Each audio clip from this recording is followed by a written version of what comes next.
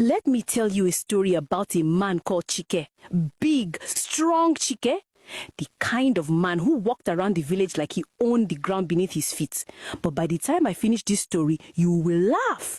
Because this same Chike who made everyone afraid, he would soon become the most henpecked husband in the entire village. But wait, I'm getting ahead of myself.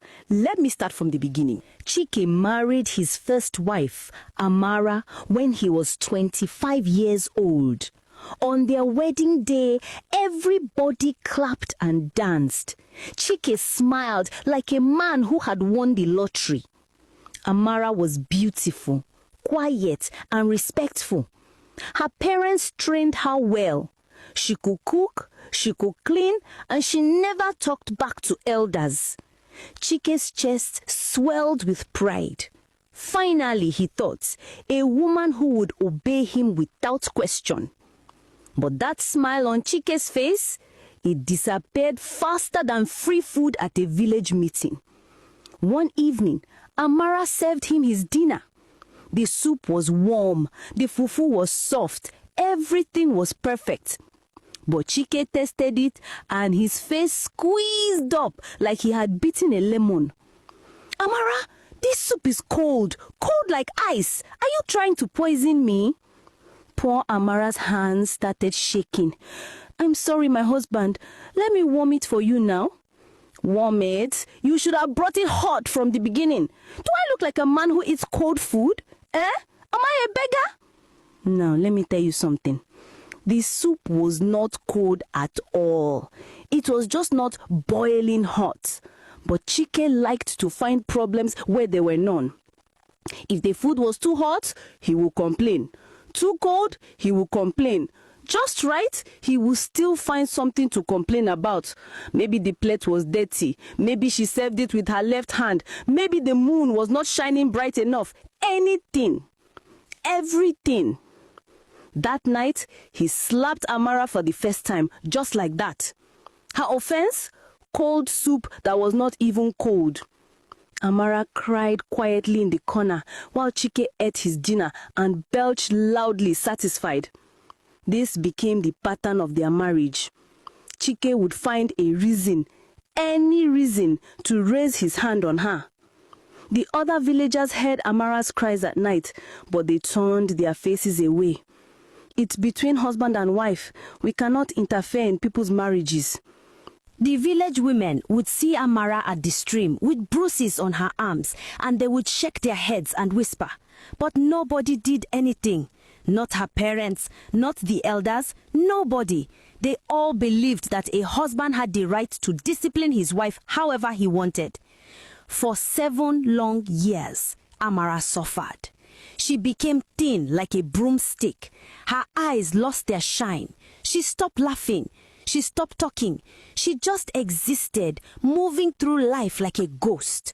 Every day she woke up, cooked, cleaned, and hoped that maybe today Chike will be in a good mood. But good moods were rare in Chike's house. Then one night, after Chike had beaten her particularly badly, Amara went to sleep and never woke up.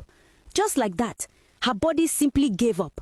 The village herbalist examined her and shook his head sadly. Her spirit left, he said. She was tired of suffering. Now, you would think that Chike would feel guilty, right? Wrong! This man cried at the funeral like he had lost the love of his life. Tears rolling down his cheeks like rain.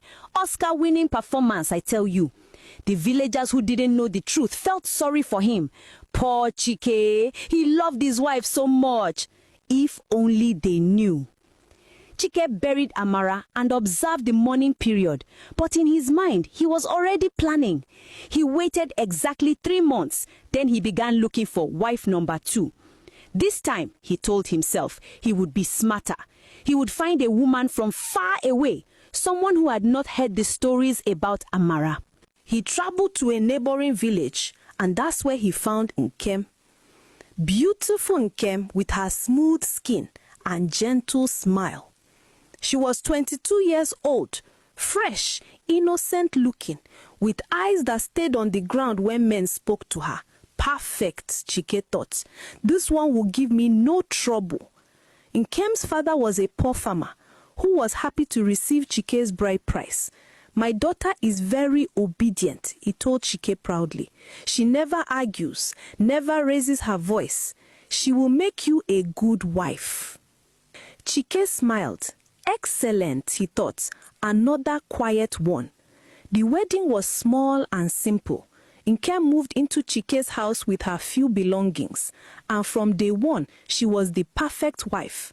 She woke up before dawn to prepare breakfast.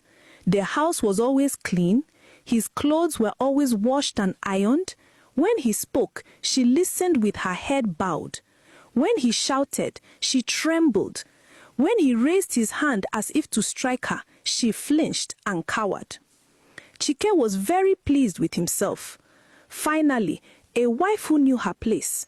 He would strut around the village, chest puffed out, telling other men, "You see, the secret is to establish authority from the beginning. Let them know who is the head of the house. My new wife, she doesn't even breed without my permission." The other men would nod and laugh, some jealous of how obedient Nkem seemed. 6 months passed like this. Chike became more and more comfortable. He became careless. He started treating Nkem the way he had treated Amara, thinking she would just accept it. He shouted at her. He threw food on the floor if it didn't please him. He started raising his hand threateningly. But Nkem never cried. She just watched him with those quiet eyes. What Chike didn't know was that Nkem was not what she appeared to be. You see, Nkem had done her homework before agreeing to marry Chike. She had asked questions. She had traveled to Chike's village before the wedding and talked to the women at the market. She heard every single story about Tamara, how she suffered, how she died, everything. Nkem could have refused the marriage, but she didn't. Instead, she made a plan. She would marry this wicked man and teach him a lesson he would never forget. Her obedience was just an act. Her fear was fake. All those months, she was studying him like a student preparing for an exam, learning his habits, his weaknesses, his pride, waiting for the perfect moment to strike. That moment came on a Tuesday morning, 6 months after the wedding. Chike woke up that morning expecting his breakfast on the table as usual. But when he entered the kitchen, there was no food. Nothing. The pots were cold. The table was empty. His anger rose like hot water boiling over. He stormed into the bedroom where Nkem was still lying in bed, calm as you please, reading a book. "Nkem, where is my food? Have you gone mad? Do you want to die?" Nkem slowly closed her book. She looked up at him with a small smile on her face. "Oh, Chike, good morning. Did you need something?" Chike's mouth fell open. Did she just speak to him like that, casually, like he was nobody? What kind of stupid question is that? Where is my breakfast? Nkem yawned and stretched. "Oh, that. Well, I was tired this morning, so I decided to sleep in. If you are hungry, the kitchen is right there. You have 2 hands, don't you?" For a moment, Chike just stood there, frozen in shock. Then his face turned red with rage. You useless woman. I will beat the nonsense out of you." He lunged toward her, his massive hand raised high, but Nkem was ready. In one swift movement, she rolled off the bed, grabbed his extended arm, and twisted it behind his back with surprising strength. Before Chike knew what was happening, his face was pressed against the floor, his arm bent at an uncomfortable angle. Let me go, you witch!" Chike screamed, but he couldn't move. Nkem's grip was like iron. "Witch?" Nkem's voice was calm, almost cheerful.